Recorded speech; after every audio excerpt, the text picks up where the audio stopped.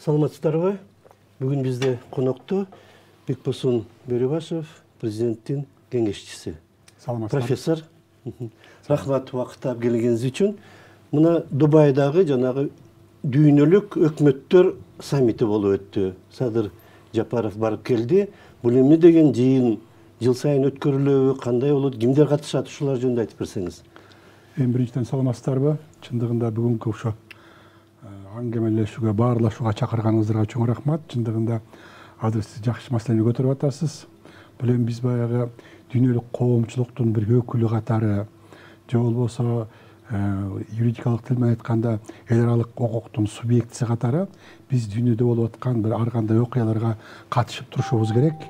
Ал Кыргызстандын кызыкчылыгы үчүн, коомдун кызыкчылыгы үчүн, анан ушундай мынагы өзүңүз айткандай ушу дүйнөлүк өкмөттөрдүн саммити Дубайда 12-14 февралда болду. Ошол жерде биздин президент барып катышты.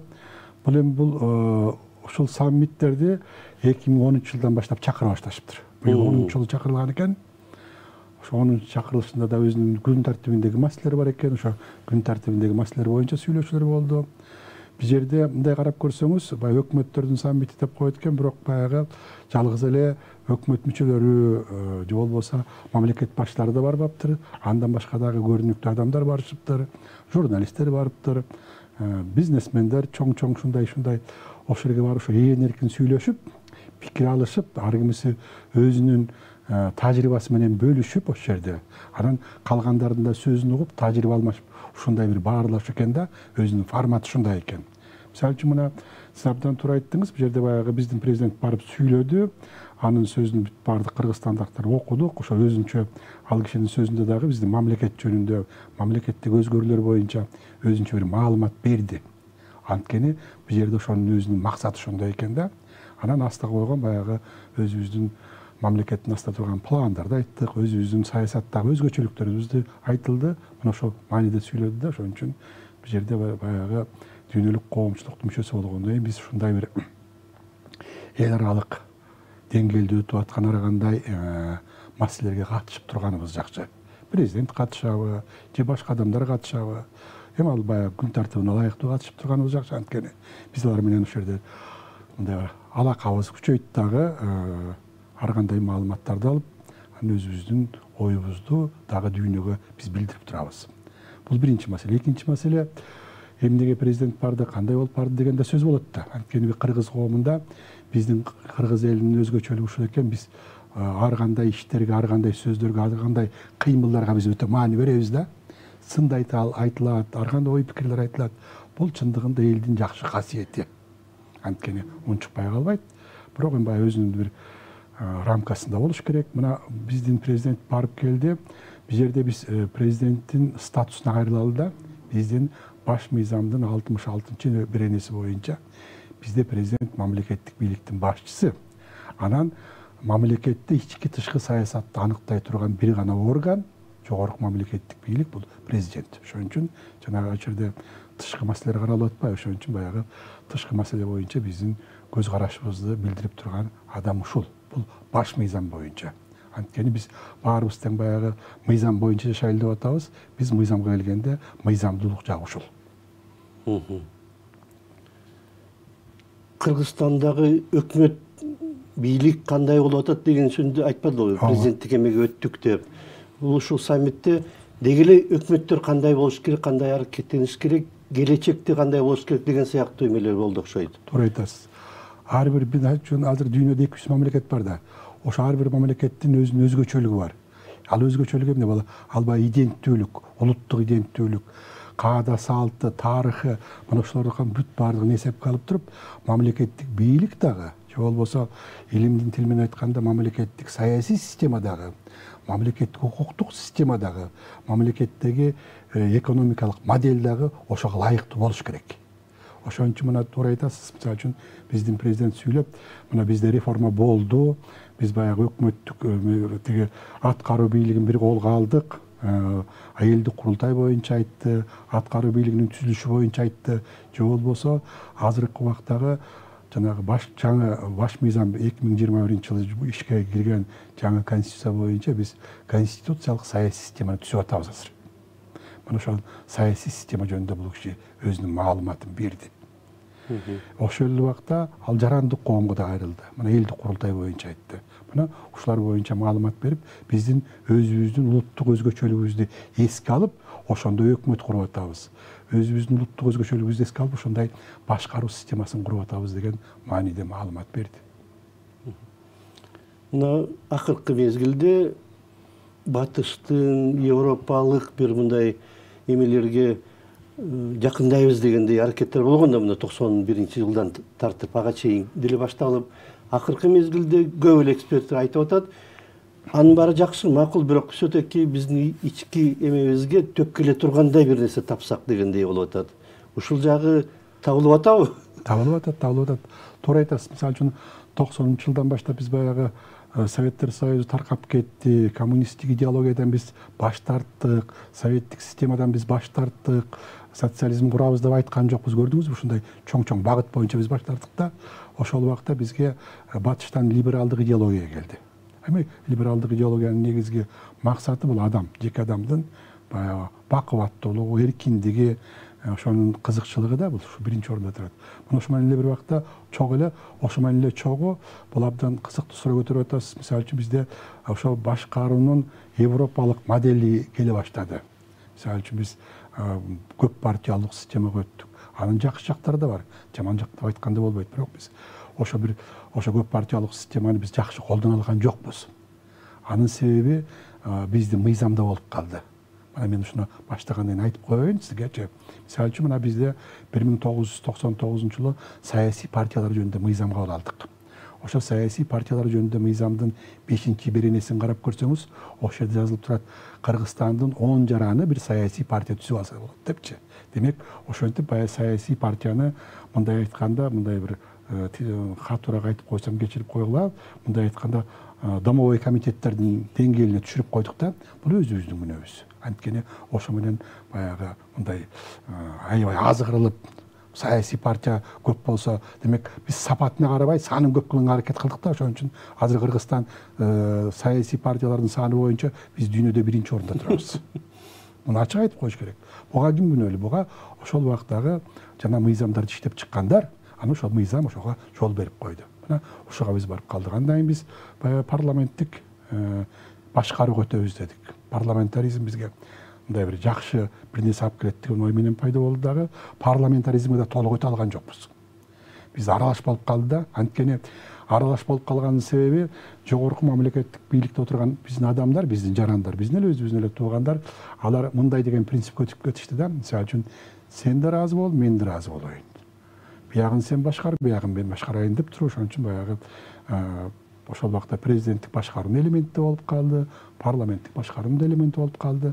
Анан эң негизгиси биздин кыргыздын мындай бир жаратылышына дал келбеген, карама каршы келген эң негизги маселе жоопкерсиздик болуп калды мамлекеттик бийликте.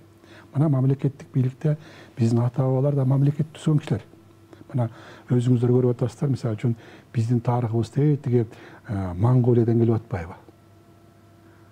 Сибирден, түштүк Сибир, ошо Монголиядан, Сибирден келип атат. Түштүк Сибирден Енисей тигиндей мындай, ошондон бери анан Алтайдан, анан Орто Азия, Борбордук Азия, ошондон келип атат. Ошону 4 этап менен келебиз да, биздин өзүбүздүн тарыхыбыз боюнча. Ошол убакта биздин ата бабалар дагы чоң мамлекеттерди курган. Абдан чоң мамлекеттерди курган. Мисалы үчүн, мына 8-9 кылымдын ортосундагы Улуу Кыргыз дөөлөтү деген болгондо 80-90-100 жылга барып жашаган, мына ушундай мамлекеттерди курганда эң биринчи жоопкерчиликти койушкан. Анан мамлекет болбогон убакта дагы эң биринчи жоопкерчиликти коюшкан. Мисалы үчүн, биздин аксакалдар мындай бир башкаруу системасына кимдерди түрткөн, өзүнүн балдарын түрткөн эмес. Азыр биз аракет кылып атпайбыз, бийликке барып калсак эле балдарыбызды, туугандар, куда сөөк тигини муну алып келели депчи. Алар түрткөн эмес. Анткени алардын колунан келбесе, эртең ошо киши жооп берген. Ошо аксакал жооп берген. Уят болуп. Ошо айыл башчысы жооп берген. Андан кийин эл аны сыйлабай калган. Мына биздин ушундай улуу касиетибиз болгон. Ошо касиетти биз эмне кылдык акыркы 30 жылда? Биз алмаштырдык. Ал жана кадыр барктын ордуна эмне келди? Бизнес келди. Бизнес эмес, акча келди да. Акча. Эми бизнес кылгандагы, бизнесте өзүнчө оор жумуш. Эгерде сиз таза бизнесмен болсоңуз, сиз күнү түн иштейсиз, жүгүрөсүз, ойлоносуз, ушуну кандай арзан кылам, кандай жеңил кылам депчи. А бул жерде баягы бизнестин деле эмес, баягы мындай коррупциялык системанын негизинде келип калдык да. Ошонун негизинде мына бизде азыр акыркы 10 жылдарда, 15 жылдарда биз билип калдык, кадимкидей эле тиги жогорку кеңештин мандаты базарга сатылган сөйрө сатылбадыбы. Мына баланча доллар койсоң биринчи ондукка киресиң, анан экинчи ондукка киресиң деп кадимкидей эле отуруп алып эле мыйзамдаштырып эле ошентип эле анан ошентип калбадык. Мына бул тескери жагы батыштан келген. Мен батыштан анчалык сатпайт го, же кандай болду экен? Эми жок, ошо туура айтып атасыз. Эми анда ачык эле айтып коеюн, мисалы үчүн биз окумуштуулар да, мен өзүмдү окумуштууларга кошуп коеюнчу. Бизде мындай деген түшүнүк бар: долларовый демократия деп коебуз. Америкадагы доллар. Мисалы үчүн мына жанагы эле биз тиги Дубайдагы саммитти айтпадык өкмөттөрдүн. Ошо Дубайдагы өкмөттөрдүн саммитинде биздин президенттен кийин, 1-2 күндөн кийин ошол рамкасында Такер Карлсон сүйлөдү. Такер Карлсон журналист. Ошо саммитте сүйлөдү. Мен ошонун сөзүн уктум аябайчы. Сүйлөп, интервью берип, бир ошондой ссылкабызга окшоп отуруп алып экөө сүйлөдү. Залда эл угуп атат. Ошо киши айтты. Мисалы үчүн мени деди 3 жыл мүмкүнчүлүк беришкен жок деди. Теги Путинден эме алайын десем, интервью алайын десем. Мага азыр коркунуч бар деди. Интернетте турат, карап көрүп окуп алсаңыздар болот да. Демек аякта деле баягы мындай бир коомдун кызыкчылыгы деп коебу, же бир адамдардын кызыкчылыгы деп коебу, басынтуу бар экен да. Биз баарыбыз айтып атпайбыз мындай тиги демократия деген үчүт депчи. Анан мисалы үчүн мына чындыгында батышта ошо батыштан келди. Муну мен ачык айтсам болот. Акчаны биринчи орунга койду да. Эгерде акчаңыз болсо, сиз депутаттык мандат ала аласыз. Анан андан жогору кетесиз. Кызматка отурасыз. Ошону ушундай мындай бир тескери көрүнүштү биз өзүбүзгө жугуктуруп алып, ошондон арыла албай атабыз да. А мен жана айтып кетпедим сөзүмдүн башындачы. Биздин аксакалдар эч качан өзүнүн балдары начар болсо, ишке жөндөмсүз болсо, аларды койгон эмес. Тетигинин баласынын анын байлыгына, малына, мүлкүнө караган эмес, баланчанын баласынын ошонун колунан келет деп туруп, ошолорду алып келип коюшкан да. Мына ошол касиетти биз жоготуп атпайбызбы? Акчага берилип кеткен болуп атат да. Мынау Азербайжандын акыны бар эмеспи, 17-кылымдагы Низами Гянжеви. Өмүрүндө бир 5-6 чоң поэма жазган экен ошол кезде.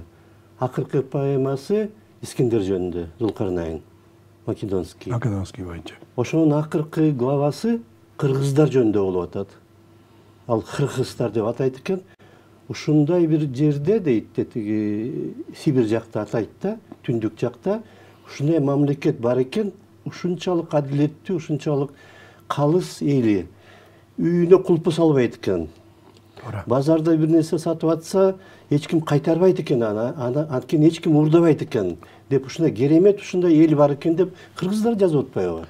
17-кылымда. Абдан туура айтасыз да. Мисалы үчүн мына бизде эң баягы адеп акылактын эң жогорку туусу бул социалдык адилеттүүлүктү орнотуп болгон да. Социалдык адилеттүүлүктү. Мына биздин ата-бабалар ушуну биринчи орунга койгон да. Акыркы убакытта биз айтып атпайбыз, давайте ата-бабалардын жолуна түшөлү, ошолорду колдойлу десек, анан кээ бирөө болуп атпайбы? Анда эмне кылалы? Анда тиги этаж үйгө жашабай, боз үйгө жашайлы, жип минбей, эшек минели, ат минели деген сыяктуу сөздөрдү айтып атат да. Кеп анда эмес. Анткени адам коом өскөн сайын адамдын коомдук баягы бизди чөйрөп турган, курчап турган чөйрө өзгөрөт. Материалдык байлык өзгөрөт. А бирок баягы духовный байлык ошону биз колдонуп калышыбыз керек да. Мына азыр дагы сиз жакшы сөз айттыңыз. Мисалы үчүн акыркы сиздин да студияда болуп атат. Мисалы үчүн кыргыздар биз кайдан келгенбиз, качан пайда болгонбуз, биздин тегибиз кайда, элибиз кайда деген сөздөр болуп атпайбы? Чындыгында мына ушуну биз кеңири окуп үйрөнүшүбүз керек. Ошол жактан биз жакшы нерсени алышыбыз керек. Жана азыркы убакта мына карап көрсөңүз, улуттук идеологиянын маселеси көтөрүлүп атат. Улуттук идеология боюнча, ошол маселе боюнча мына 13-декабрда президенттин указы чыкты. Кыргыз жарандарындагы руханий дүйнөсүндөгү улуттук идеологиянын негизги стратегиясы деген сыяктуу мааниде чыкты. Мына ошол боюнча да биз карашыбыз керек да.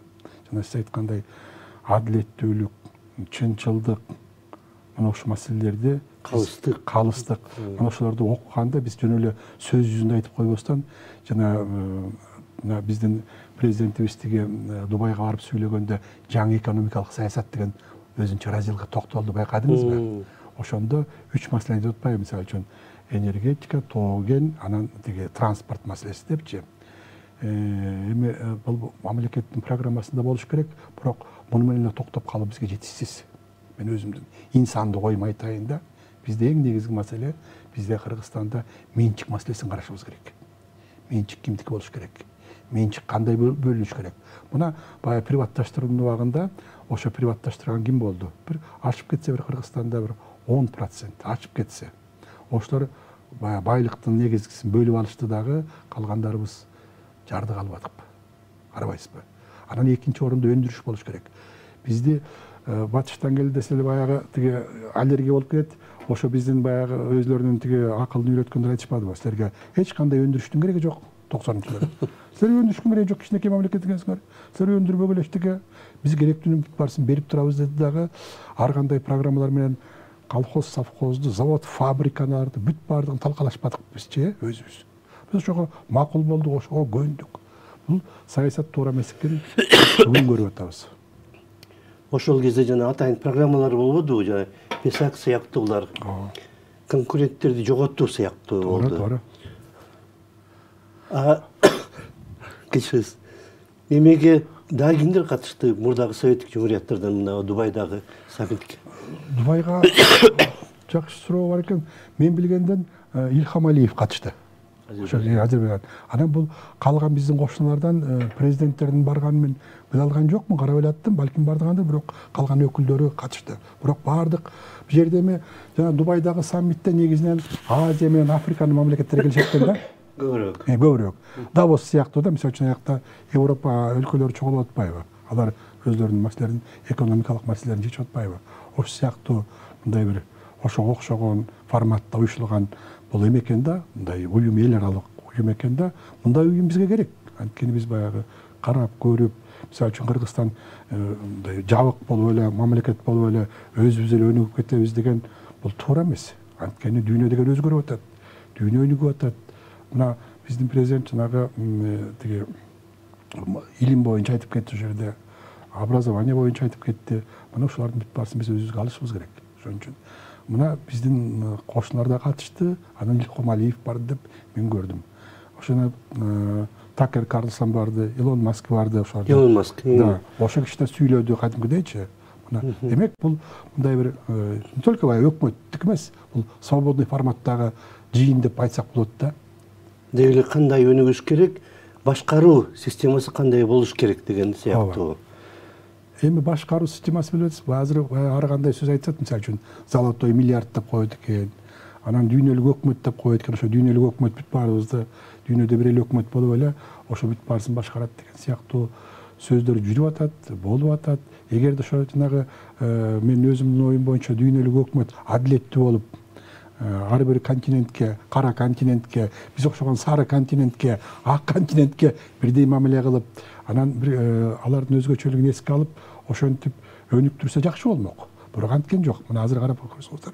Мына биз билебиз, 1961 жыл бул Африканын жылы болгон. Анткени Африка ошо көп мамлекет баягы колониядан чыккан. Метрополияга кетип колониядан чыгышканда, а бирок азыркы андан бери да бир мындай айтканда бир 40-60 жыл эме 50-60 жыл өтүп кетти, бирок баягы башка колония, башка формада болуп атпайбы? Мына Африканын айрым мамлекеттеринде кен байлыктардын бүт баардык түрү бар.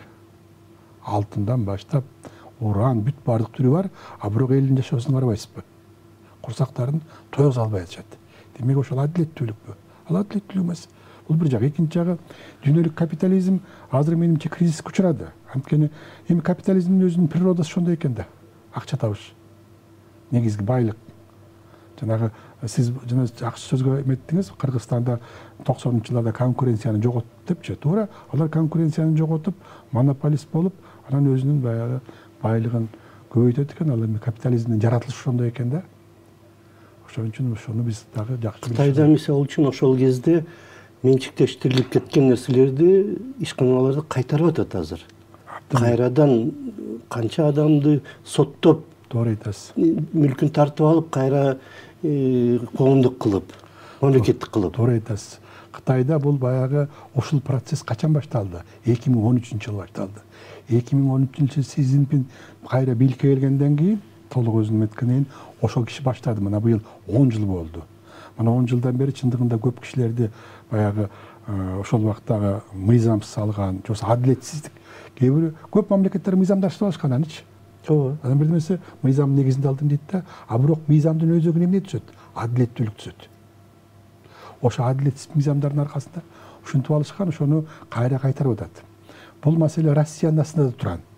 Мисалы үчүн Россиянын президенти Владимирович Путинге дагы сунуштар болгон коомчулуктан.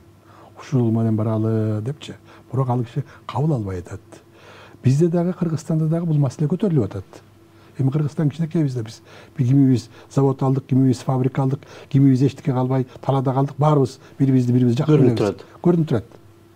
Дүйнөлүк масштабта биз чоң эмес, ушул маселелер көтөрүлүп атат. Эми ошону кайра кайтаруу жолу барбы? Бар, конечно. Азыр мына бизде мамлекетте баягы базарларды кайра мамлекетке алабыз деген бир ойлор, сөздөр жүрүп атат. Башталды го, Кара Суу базары, ушундай бир процесстер башталып атпайбы? Эми ошо процесстерди эгерде баштай турган болсок, биз мыйзам жолуна салышыбыз керек да. А мыйзам жолуна салуунун жолу барбы? Бар. Мисалы үчүн мына бул жагынан айтып коелу, мына биз баш мыйзамдын 4-иренесин карап көрүңүз.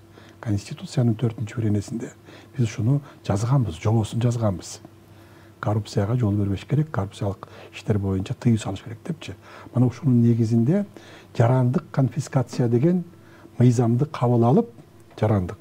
Жанагы мыйзамсыз баюу деген өзүнчө бир түшүнүк бар да, ошо мыйзамсыз баюуну кантип жоңго салуу боюнча атайын кылмыш жаза кодексинде атайын берени бар.